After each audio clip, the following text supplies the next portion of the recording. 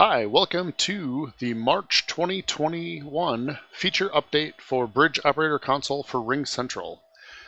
Several of our updates this go round focus on improved Microsoft Graph Group support. So we've reorganized our settings page a little bit to break the Microsoft 365 integration into its own pane here, if you will. All the settings that you're familiar with are there, as well as a new one that lets us show all MS Teams groups. So there's two settings. The default is going to show you all the groups that you are a member of, and it's going to split those into whether they're a Teams group or a standard Microsoft group, and the icons will be different, and I'll show that in just a minute. In the event that you need access to every Microsoft group in the entire organization, I would caution you, that can be an awful lot depending on the size of your organization, but this is where you would enable that.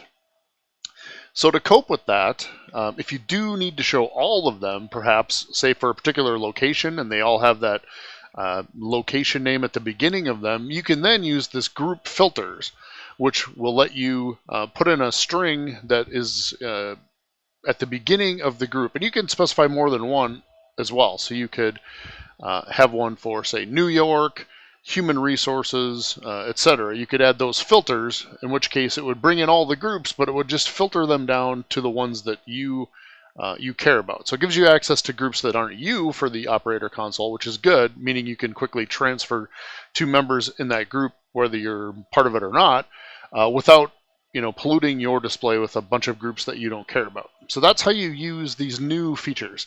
I should also let you know the hidden groups function will also work with this feature. So if you do bring in, say, all the New York ones, and there's 5 New York ones you don't want to see, you can also exclude those. So they'll show up down here excluded and not in your groups list. So you can use all those things in conjunction together. The end result is going to get you something like this. Our groups are kind of broken down here. You see we have 3 Teams groups and 1 standard Microsoft group with its own icon. So that's how these are coming in this case. So the second sort of major change with this, before when you selected a Microsoft group, what we would display is the people with RingCentral accounts in that group in the company directory.